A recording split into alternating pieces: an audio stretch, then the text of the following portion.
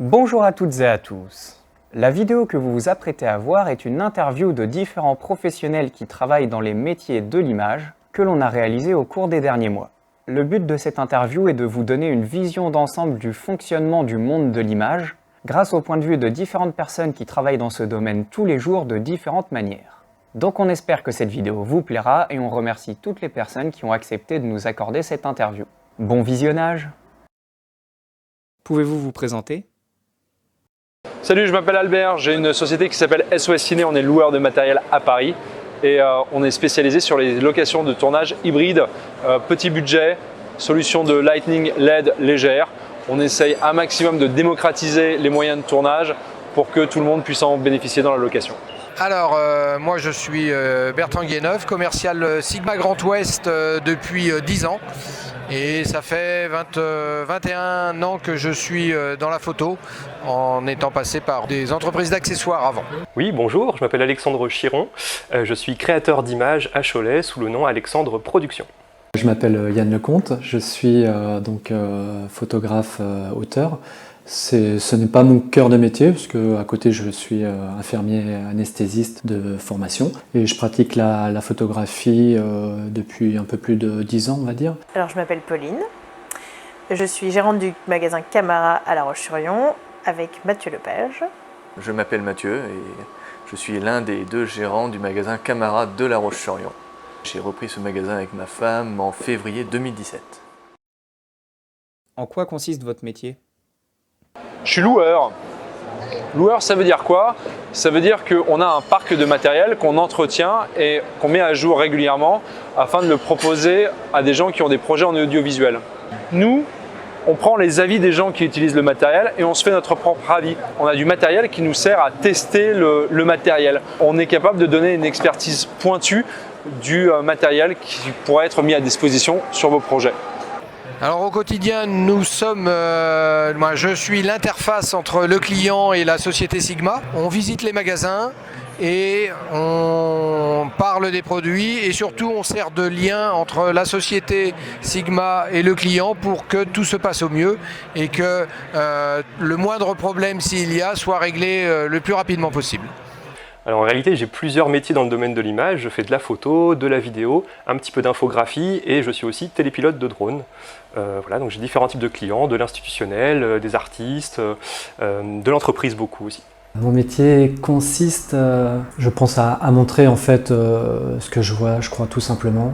Pour moi, c'est une façon d'écrire entre guillemets mon quotidien et le mettre en image. Ça me permet, c'est une forme d'écriture, d'histoire que je raconte et qui pour moi peut-être se racontera peut-être plus tard. Voilà. En tant que gérant, déjà il faut gérer le magasin, sans mauvais jeu de mots de toute façon. Après on a partagé avec madame justement les tâches. Moi je vais m'occuper principalement de ce qui va être sélection du matériel. Ça va être aussi la gestion des stocks, tout ce qui va être le service après-vente bien sûr. Ma partie c'est essentiellement le conseil. Et là, on est en train de développer le magasin pour que ma partie se développe aussi sur l'enseignement, la formation et les petits événements. Donc. Je suis gérante, donc je m'occupe de la compta, des tirages sur traceur, de retouches un petit peu aussi, photo d'identité, prise de vue scolaire principalement. Je fais quelques prises de vue aussi famille. Je suis aussi le premier maillon du relationnel avec les pros pour ce qui est des tirages et du laboratoire. On leur propose des solutions de tirage adaptées à leur clientèle pour qu'ils puissent faire des packs de photos par exemple. Je fais aussi de la photo d'identité à domicile pour tout ce qui est personnes âgées, personnes handicapées qui ne peuvent pas se déplacer. Comment s'organisent vos journées ? On s'est dit d'abord que les gens ils partaient très tôt en tournage ou alors qu'ils finissaient tard mais qu'il fallait qu'ils rapportent le matériel très tôt pour pouvoir vaquer à d'autres occupations. Alors on a décidé d'ouvrir à 8 h du matin. C'est là où on va préparer, recevoir les commandes, faire sortir, rentrer le matériel, le tester avec les clients. C'est là où toute l'activité un petit peu sociale d'SOS Ciné se crée. Et puis à midi on ferme nos portes. Là il y a une autre équipe qui prend le relais. Et jusqu'à 16 h on va tester les configs qui doivent sortir la journée. Et on va mettre en place tout le matériel sur nos bancs d'essai puisque à 16 h on va réouvrir. Et c'est là, à ce moment-là, que les clients vont pouvoir trouver les configurations avec les cartes mémoire qui sont formatées, les batteries qui sont chargées. On va pouvoir justement travailler avec eux à l'élaboration de ce qui vont le mieux avec les setups caméra, les optiques, et on va pouvoir changer 2-3 choses avec eux jusqu'à 20 h. Alors, plutôt que de parler de journée, je parlerai plutôt de semaine, à savoir qu'en général le samedi, on a une journée dite administrative, on prépare la tournée de la semaine, on essaye de prendre des rendez-vous où on s'organise en réservant les hôtels et faire la tournée pour qu'elle soit la plus efficace en termes notamment de kilomètres, puisqu'on a maintenant des grands secteurs. Et après, en général, on fait 1 voire 2 visites le matin et 2 à 3 visites l'après-midi. Il n'y a pas vraiment de journée type, ça varie énormément en fonction des contrats, en fonction des personnes, en fonction des différents moments de l'année aussi.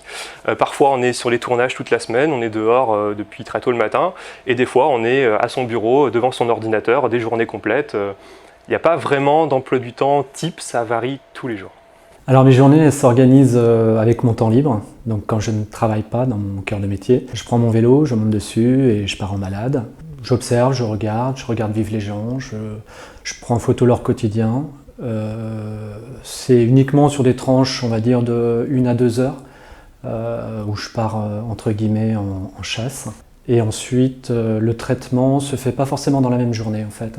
J'aime bien laisser passer du temps, le lendemain ou l'après-lendemain, ou des fois ça peut être une semaine, où je vais reprendre les photographies. Je pense que les photographies, on a aussi besoin de les digérer. Je ne suis pas trop pour le fait de prendre une photographie, la poster par exemple sur un réseau social rapidement. Je pense que j'ai besoin d'y réfléchir, en fait, de la réfléchir. Il faut toujours nettoyer vite fait le magasin, ranger, et ensuite donc ça reste surtout la gestion de stock. Après je regarde beaucoup les nouveautés, qu'est-ce qui est sorti en ce moment, qu'est-ce que j'ai raté dans la nuit. Les news de ma centrale d'achat par rapport aux nouveaux produits, nouvelles offres, qu'est-ce qu'on va pouvoir proposer à nos clients. Et surtout après c'est une grosse gestion de mail, donc relationnel client, je m'occupe essentiellement de la vitrine d'occasion. Et après il faut s'occuper des clients, donc il faut faire après leur photo d'identité, les commandes tirage. C'est quand même une partie qui prend une grosse partie de ma journée. On arrive au magasin, on vérifie que tout est bien allumé parce que la machine de tirage s'allume toute seule. On allume bien sûr tous les ordinateurs, on vérifie tous les mails, une journée normale. Moi mon travail, vu que c'est beaucoup de tirage et de collage sur plaque, mise sous cadre, etc. Il faut en gros que je calibre ma journée pour faire un planning en fait. C'est-à-dire que sur ma semaine, il faut que j'arrive à caler mes prises de vue, mes traitements pour pouvoir tenir les délais. Et donc quand je gère du scolaire par exemple, souvent je cale mes prises de vue scolaires en début de semaine pour me laisser toute la semaine pour les traiter. C'est-à-dire préparer les photos, les tirages éventuellement si les écoles demandent du tirage ou de la mise en ligne s'ils commandent en ligne. À côté de ça, il y a les à côté justement ce qui arrive tout de suite, du genre un client qui fait des expos et qui a besoin de 40 tirages contre-collés dans 3 jours parce qu'il n'a pas anticipé. Donc ça, il faut l'ajouter à mon travail en plus. Est-ce nécessaire de faire des études pour vivre de ce métier?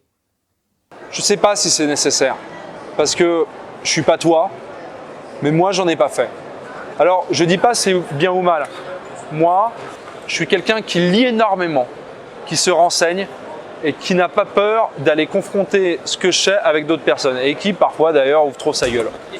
Mais c'est la personne que je suis et si tu es comme moi, tu sais que tu n'as pas besoin. En revanche, si au contraire t'aimes être dans une salle de classe, échanger, apprendre, avoir quelqu'un qui t'enseigne, et là non seulement c'est nécessaire mais tu vas prendre un plaisir fou à faire des études pour connaître ce métier. Donc j'ai pas de réponse à apporter à cette question, ça dépend des individus et je crois foncièrement que toute personne est unique. Je pense que les études ne nuisent pas à l'efficacité. Par contre, moi, je suis un autodidacte pur, puisque je n'ai pas fait d'études particulières. J'ai même échoué au bac. Donc après ne pas avoir eu le bac, j'ai eu l'opportunité de commencer vendeur dans un rayon hi-fi vidéo pour les 4 mois de Noël. Et finalement, j'y suis resté. Ça fait, non, je ne vais pas dire le nombre d'années, mais j'ai toujours fait du commerce. Pour moi, c'est important d'apprendre des fondamentaux, des bases, mais ce n'est pas nécessaire de faire de longues études pour faire ce métier.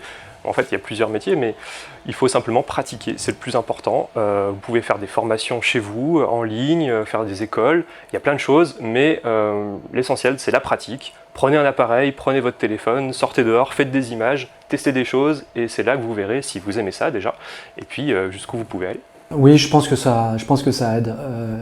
Il Il y a deux approches. Je pense qu'il y a un côté très brut de la photographie. Je pense qu'on photographie avec le cœur. Après, il faut qu'on puisse bien composer, donc bien planter son sujet. Et après, vient la technique aussi. Donc l'un s'ajoute à l'autre. Donc évidemment, plus on peut apporter de choses, j'ai envie de dire, on peut être un très bon technicien, connaître beaucoup de choses en réglage d'appareil photo, mais si on ne sait pas forger le regard, si on n'a pas appris à bien composer sur le terrain, l'un sans l'autre, ça ne fera pas forcément une bonne photo. Donc c'est moi. Si on n'a pas compris le travail, peut-être, si on ne s'est pas inspiré de d'autres photographes, si on n'a pas été une éponge, je ne suis pas sûr que de savoir tous les réglages d'un appareil photo nous suffise à faire des bonnes photos. C'est vraiment un ensemble en fait. Je pense que tout est lié. Donc oui, bien sûr, de faire des études en photographie, je pense que ça apporte. Alors on peut commencer par ça, ou finir par ça, ou faire pendant. Je pense que tout est bon en fait. Donc, ce qui est important, c'est d'absorber et d'être une éponge et de s'inspirer un petit peu de tout le monde pour créer ses photographies à soi, quoi. De toute façon, il faut faire des études pour au moins savoir compter, lire la base, quoi. Après, faire des études en photo, ça permet juste d'avoir une certaine ouverture sur le métier, d'apprendre des choses basiques ou apprendre de la logique en fait. De toute façon, c'est juste apprendre la logique de la photographie. C'est pas indispensable. C'est juste que ça apporte un savoir qui est différent et on arrive avec un bagage qui est plus gros. Mais en gros, c'est pas indispensable. Moi, je trouve que c'est mieux, mais on n'est pas obligé. Enfin, ce qu'il faut avant tout pour faire ce métier, c'est de la passion. Il faut énormément de passion. Si on n'a pas la passion, si on n'a pas envie de transmettre, si on n'a pas envie de parler aux gens, et voilà, il faut accepter de se tromper, il faut accepter d'apprendre tous les jours. Je vais être très franc, il y a 4 ans, il ne fallait pas me parler de vidéo, j'y connaissais rien du tout. Maintenant, j'y connais un peu plus, enfin, de plus en plus, je m'améliore, mais ça, c'est grâce à justement le fait d'essayer, pratiquer. Mes clients qui m'apprennent aussi des choses, en fait, on partage. Parce que moi, j'apprends des choses avec mes clients et les clients, ils font aussi pareil avec moi, justement. C'est ça qui est bien. De toute façon, on a une communauté, il faut s'aider, quoi. Alors, moi, je pense que non. Des études de photo, je pense que non. Des études en général, oui, évidemment. Pas forcément des très longues études, parce que clairement, moi, sur mon CV, de valider par l'État, je n'ai que mon bac, qui me sert à rien aujourd'hui. Donc, en gros, je sais compter et je sais lire. Je sais parler en anglais aussi, un peu. Mais en fait, voilà, c'est ça les choses les plus importantes, c'est d'être à l'aise pour un métier dans la vente et dans le relationnel avec le client. Ben justement, c'est ça le plus important, c'est le relationnel client. Donc, faut savoir parler avec les gens, faut savoir tourner des phrases différemment s'ils ne comprennent pas notre propos, faut savoir s'adapter, faut savoir rendre la monnaie, c'est très important. J'ai envie de dire, dans notre métier, peu importe si on fait que de la vente, que du laboratoire, compter, c'est indispensable. Je trouve que la photo, c'est justement très cartésien et il faut connaître la technique pour pouvoir en jouer. Si on ne connaît pas la technique, on ne comprend pas ce qu'on fait et on ne peut pas décider de faire une photo avec un flou d'arrière-plan ou figer un instant ou faire une cascade qui dégouline. Enfin voilà, si on n'a pas la technique, on ne peut pas maîtriser cet art-là. Si on est passionné, si on a compris la logique, il n'y a rien qui freine à vendre des appareils photo ou à faire des retouches sur logiciel. Il faut juste s'y être intéressé en fait. Il faut être vraiment un passionné et être intéressé. Donc on ne peut pas juste être vendeur, quoi. Donc c'est pour ça que la formation c'est important, oui, pour avoir la logique, mais après on peut apprendre sur le tas si on est passionné, il faut juste s'accrocher et pratiquer. C'est ce qu'on dit aussi à tous nos clients quand ils veulent faire de la photo, il faut s'accrocher et beaucoup pratiquer. Le relationnel est-il primordial dans votre métier ? Je crois qu'un loueur, ça travaille main dans la main avec ses clients. Moi, je ne suis pas sur le tournage. Donc, si je travaille avec des gens qui ne sont pas capables de me faire confiance et de me dire les choses pour que la confiance se crée, ça ne sert à rien. C'est pas que le relationnel, c'est primordial dans mon métier. C'est qu'en fait, sans relation humaine, mon métier n'a aucun sens. Je suis là comme aura sur le tournage avec mon matériel, avec mes logos, mais je ne suis pas présentement là.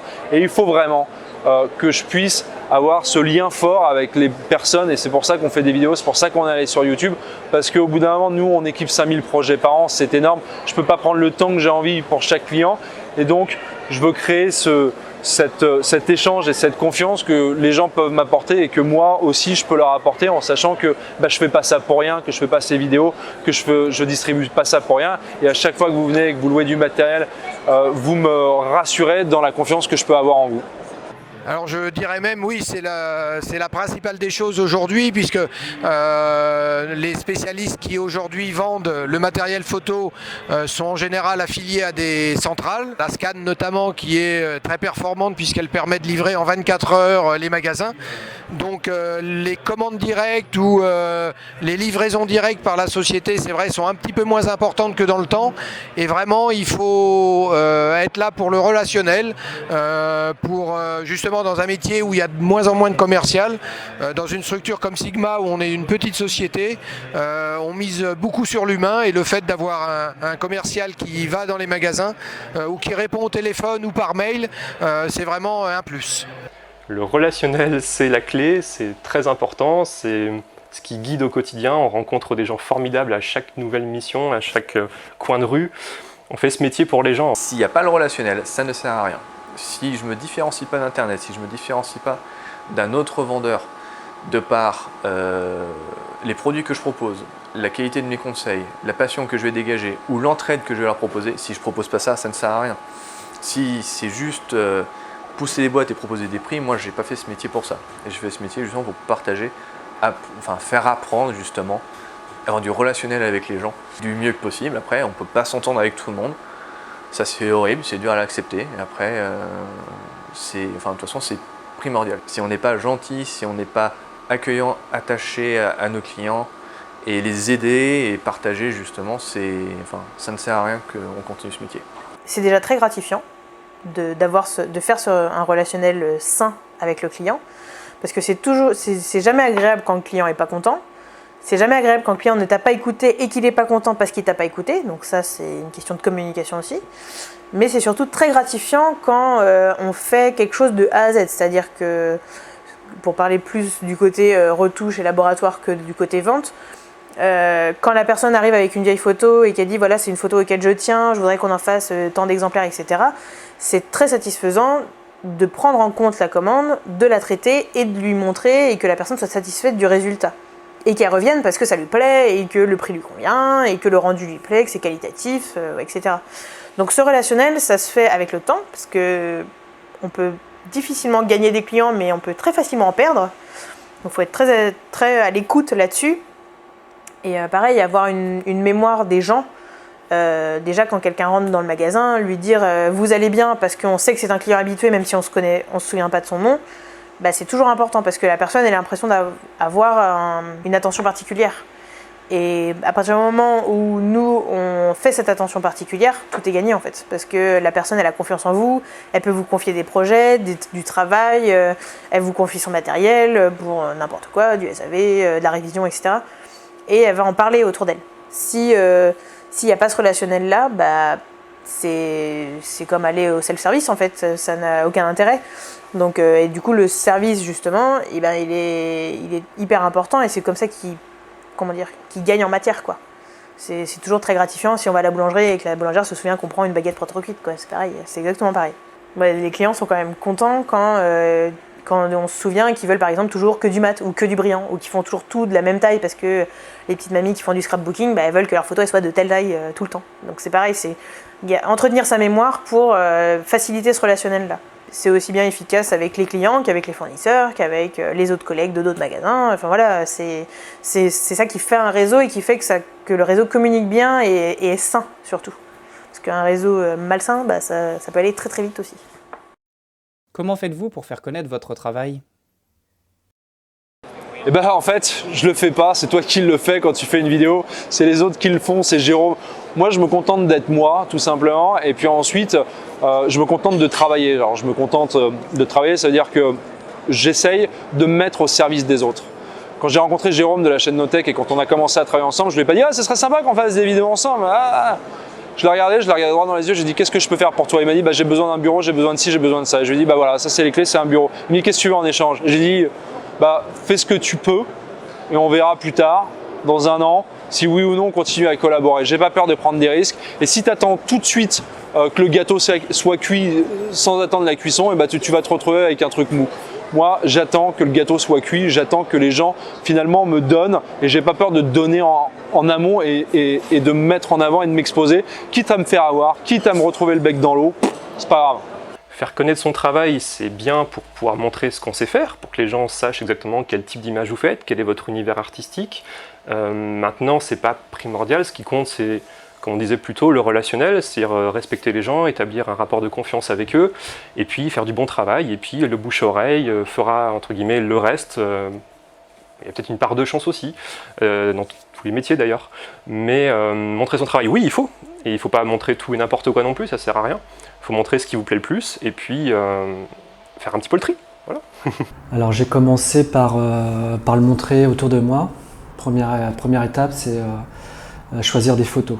Parce on prend tous des photos, on en prend des fois beaucoup.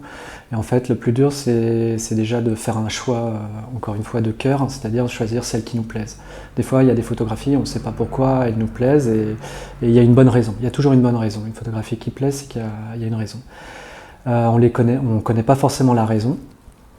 Donc il faut montrer, on fait une sélection par exemple de 10 à 20 photographies qu'on commence à montrer à des amis, puis il y en a un qui dit j'aime celle-ci, l'autre qui va dire j'adore celle-là, et en fait on se rend compte, on prend la mesure en fait que ce qu'on fait ça a de l'importance pour les autres, donc le partage il fonctionne, et voilà, et donc après de fil en aiguille on va continuer d'autres tirages, on va montrer à d'autres amis, puis après on va commencer une exposition, et puis en fait on se rend compte que ça plaît, puis après on partage sur des réseaux sociaux. En fait, moi à mon avis, il faut montrer, quoi. Il ne faut pas montrer n'importe quoi, il ne faut pas montrer toutes les photos, il faut faire un choix très strict dans ce qu'on montre, mais par contre il ne faut pas hésiter à le soumettre, et bien souvent ce sont les autres qui trouvent,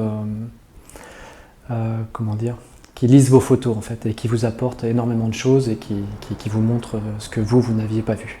On a la chance, on est dans une ville qui a quand même pas mal d'habitants, mais ça reste concentré. Donc déjà, en fait, c'est énormément le bouche à oreille qui nous fait vraiment connaître notre travail. Puis après, le travail, nous, on assiste beaucoup auprès des clubs sportifs, donc clubs de sport, clubs de rugby. On essaie de varier aussi les sports, on essaie de se faire connaître comme ça. Et le bouche à oreille, c'est très important, et surtout le compte Instagram, parce qu'on a remarqué qu'avec Instagram, on pouvait communiquer vachement vite sur vraiment tout le travail qu'on faisait. C'est vraiment notre meilleur moyen de communication, on va dire. Pour ce qui est du scolaire, on fait de la prospection tous les 2 ans, on essaye. Après, il y a beaucoup d'établissements qu'on a conservés de l'ancien propriétaire, qui sont restés fidèles et qui sont très ravis que ça ait changé et que ça se soit renouvelé naturellement en fait. Aujourd'hui, on ne fait pas de publicité, ou très peu. Déjà parce que le peu de publicité qu'on a tenté de faire ne nous a pas rapporté autant que ça nous avait coûté, c'est-à-dire que ça n'a pas eu l'effet escompté. Et après, aujourd'hui, en termes de masse de travail, on a assez de travail pour 3. On a un peu plus de travail d'ailleurs. On a du travail pour 3 personnes à temps plein. Or, Émilie n'est pas à temps plein. Et du coup, aujourd'hui, il faudrait faire, on réfléchit à ça, mais il faudrait faire un coup de poker pour se dire, ok, on embauche. Par contre, il faut que la personne rapporte 1 fois, voire 1 fois et demie ce qu'elle nous coûte. Et du coup, on mettrait les moyens de faire de la publicité pour faire venir du travail. Parce que si on fait de la pub aujourd'hui, on sera submergé de boulot et on veut conserver notre qualité de service. Donc s'il y a trop de monde qui vient, les gens ils s'impatientent, ils restent pas, il y a trop de monde, il y a toujours du monde dans ce magasin, on n'est jamais servi, on attend trop, donc je reviens pas quoi. Pensez-vous que votre métier existera encore dans 10 ans, et si oui, comment ? Est-ce que une personne qui regarde cette vidéo se disait 10 ans auparavant, aujourd'hui je ferais du RAW 12 bits avec un appareil qui vaut 1 200 €. Je suis quelqu'un de prétentieux, je le sais, mais pas à ce point-là. Alors c'est un petit peu comme la photo, quand le numérique est arrivé, on a dit ça va être la mort de la photo, avec internet, avec tout ça, et on s'aperçoit qu'au contraire, de plus en plus de jeunes font de la photo dès 10 ans, alors bien sûr avec un smartphone, mais quand ils veulent passer à la vraie photo, ils passent à un appareil photo expert, hybride ou réflexe. Pour le commercial c'est un peu pareil, quand est arrivé internet, alors ça nous facilite beaucoup le travail, les téléphones portables, les mails nous évitent d'avoir à aller dans une cabine téléphonique ou de faxer nos commandes le soir à l'hôtel, mais le côté humain je pense sera toujours important, et dans cette ère de dématérialisation où même les magasins ont accès à tout par Internet. Le fait d'avoir un commercial est vraiment un plus et je pense qu'on aura toujours besoin d'un commercial. Est-ce que mon métier existera encore dans 10 ans? Je ne pense pas sous cette forme. Oui, il y aura toujours des photographes, il y aura toujours des vidéastes, il y aura toujours des réalisateurs, mais ils travailleront avec des outils complètement différents. Pas dans le fondement, il y aura toujours l'image, etc. Mais ouais, ça évolue en permanence, ça n'arrête pas de changer. Et dans 10 ans, c'est certain, je ne ferai pas exactement la même chose que ce que je fais aujourd'hui, j'en suis persuadé. Chaque jour ça change, chaque année même je me remets en question et j'apprends des nouvelles disciplines, des nouvelles compétences, je travaille différemment sur le terrain. Ça change tout le temps, ça va très vite. Je pense que l'idée de photographier ne changera pas. On photographiera tout le temps. La façon de le faire, peut-être qu'elle changera. Les moyens techniques changeront. Par contre, l'idée même de photographier, pour moi, ne changera pas. Chaque photographe, ou on l'appellera peut-être pas un photographe, mais chaque personne qui apportera cette vision, cette image, apportera un regard. Je pense que la photographie est attachée à la fois à son auteur et à son époque. Voilà. Et elle est là pour montrer un regard, une époque, un instant T qui restera au final pour toujours. Moi je pense que nous on existera toujours. Je pense que par contre les tarifs des appareils photo seront nettement plus élevés. Je pense que ce sera essentiellement de la vente de matériel haut de gamme très précis. Je pense qu'en fait on n'existera plus trop pour les petits produits, les petites consommations. Ça m'attriste parce que je pense que ce sont des gens que j'aime bien, quand même, parce que ce sont des gens qui sont simples et ce sont des achats que moi j'aime toujours faire intéressants. Enfin, j'aime vendre des gros boîtiers, ça peut paraître cool, mais bon, nous on aime vendre des appareils photo et transmettre. L'avantage c'est que le petit boîtier on transmet à tout le monde. Donc de toute façon oui, nous on existera toujours, même dans 10 ans, mais on va vendre complètement différemment. Et notre but ce sera toujours de suivre toujours la technologie à fond, être toujours au courant des dernières nouveautés et arriver à encore transmettre et continuer à transmettre. C'est pour ça qu'il faut qu'on soit toujours à fond et à fond dans notre métier. Comme disait Mathieu tout à l'heure, je pense que le métier aura beaucoup changé. Déjà que nous, on se différencie, vu qu'on est des photos spécialistes, on est plus un livre ouvert pour les gens, on est plus des techniciens conseillers que vraiment des vendeurs. Et malheureusement, je pense que ça va beaucoup tendre vers ça. C'est-à-dire qu'il va falloir à un moment donné qu'on vende du service plus que de l'offrir, même si aujourd'hui notre force quand on vend du matériel c'est d'offrir le service qui va avec. Mais ça va être aussi de proposer du service à la vente parce que les gens malheureusement ils vont tuer la planète en achetant partout sur les réseaux, etc. Mais ils n'auront pas ce service. C'est-à-dire qu'un humain c'est tellement plus pratique qu'un livre qui n'est pas lisible parce que c'est souvent plein de termes techniques. On dit toujours à nos clients que la meilleure notice, en fait, c'est nous, quoi. Donc c'est pour ça que je pense que notre métier existera encore, mais on sera principalement des conseillers, des formateurs peut-être. Donc voilà, je pense que ça aura beaucoup changé. Il va falloir qu'on s'adapte, mais on est encore jeune, donc on saura s'adapter. Souhaitez-vous ajouter quelque chose ? Nous, on fait notre métier, on nous demande souvent pourquoi je fais pas ci, pourquoi je fais pas ça, parce qu'il y a d'autres personnes qui le font mieux que moi. Je pense que le monde de l'audiovisuel change, mais qu'il y a des loueurs qui savent vraiment faire leur métier dans le broadcast, la captation live, le cinéma. On a tous un cœur de métier différent, qu'on est complémentaires. Bien sûr, j'ai des concurrents dans mon secteur et je les prends très au sérieux et je les regarde très sérieusement, mais je travaille avant tout main dans la main avec mes partenaires pour pouvoir amener mon client là où il a vraiment ses besoins. Je ne vais pas aller essayer de fourguer un GH5 sur un type qui m'explique qu'il est en train d'essayer de faire une fiction pour le vendre à France 3. Tu vois, je vais aller l'orienter ailleurs. Mais en même temps, je sais faire de la lumière, donc on est tous complémentaires.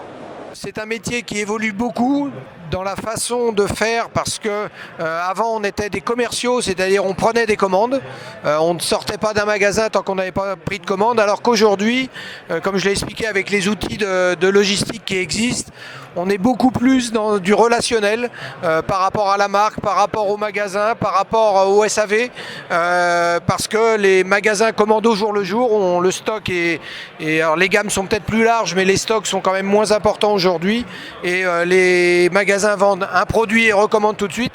Donc on a moins un rôle de commercial, plus un rôle de relationnel. C'est pour ça que l'humain est vraiment au cœur de tout. Moi j'aurais juste un conseil en fait à donner aux personnes qui voudraient montrer leur travail. En fait, je parle plus d'un travail parce que pour moi un travail il doit être bien fait. Et le moment où on commence à montrer ses photos, il faut les montrer dans leur plus bel apparat. Et je pense qu'il faut trouver à la fois, et c'est ça le plus dur, c'est de trouver les supports, les médias qui vont permettre de les mettre les plus en valeur, de pouvoir les sublimer. Une photographie, c'est pas qu'une image, c'est aussi tout ce qu'il y a autour, tout ce qu'elles peuvent apporter. Et... Sur les femmes dans la photo. Alors, je trouve qu'on est très peu représentés.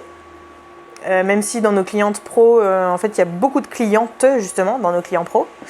Alors c'est très cliché, mais il y en a beaucoup qui font beaucoup de photos de grossesse, de bébés, etc. Après, je trouve qu'on est très mal représenté. Je trouve aussi que c'est un métier très macho. Et ça, faut pas avoir peur de le dire. Mais même les femmes, hein, parce qu'on a des clients et des clientes qui, des fois, ne veulent parler qu'à Mathieu, alors qu'on est 3, dont 2 femmes, et voilà. Donc ça, on le sait. C'est des fois très énervant, mais on essaye d'être clair et concis.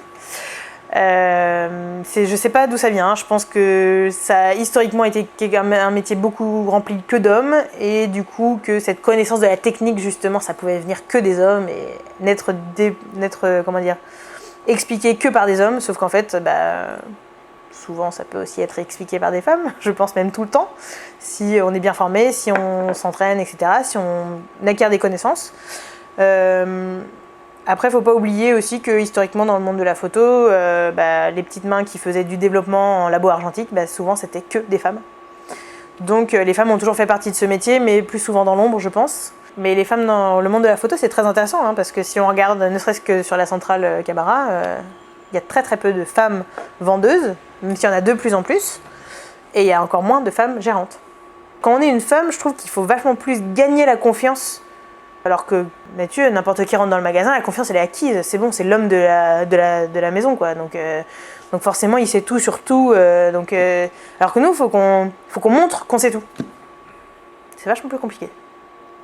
Voilà, cette interview est désormais terminée. Merci de l'avoir regardée et un grand merci à toutes les personnes qui ont accepté de participer à cette interview et de partager leur vécu sur le monde de l'image. On vous invite à aller voir dans la description pour retrouver les liens des réseaux sociaux des différentes personnes, leur site internet ou alors le site internet de la marque pour laquelle ils travaillent. Et de notre côté, on vous dit à très bientôt pour une prochaine vidéo. Bonne journée à toutes et à tous!